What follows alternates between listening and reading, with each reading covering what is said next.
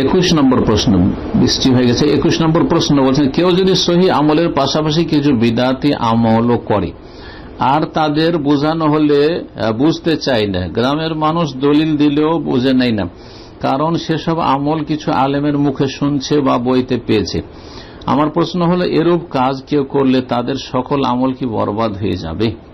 দেখুন, কেউ যদি বিদাতি আমল করে অজ্ঞতার কারণে অথবা গোঁড়ামির কারণে, অন্ধত্বের কারণে, বিভিন্ন বইগুলোতে পাচ্ছে, সেই বইগুলোর আস্থা বিশ্বাস তাদের রয়েছে, অথবা বিভিন্ন হুজুর বিদাতি আলেমদের কাছ থেকে শুনছে, সেগুলি তাদের শ্রদ্ধাভাজন আলেম, সুতরাং সেগুলি তারা বিশ্বাস করছে এবং সেগুলি মানছে, আর তারা বেদাতি কর্মকাণ্ডে লিপ্ত, তাহলে যেই আমলটিতে বেদাত ঢুকবে সে আমলটি নষ্ট হয়ে যাবে।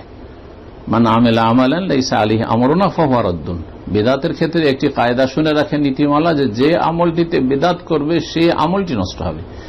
পক্ষান্তরে যদি বড় শিরক করে তাহলে অতীতের সমস্ত আমল নষ্ট হয়ে যাবে। লাইন আশরাকতা লা ইয়াহবাতান্না আমালুকা, লাইন আশরাকতা লা ইয়াহবাতান্না আমালুকা।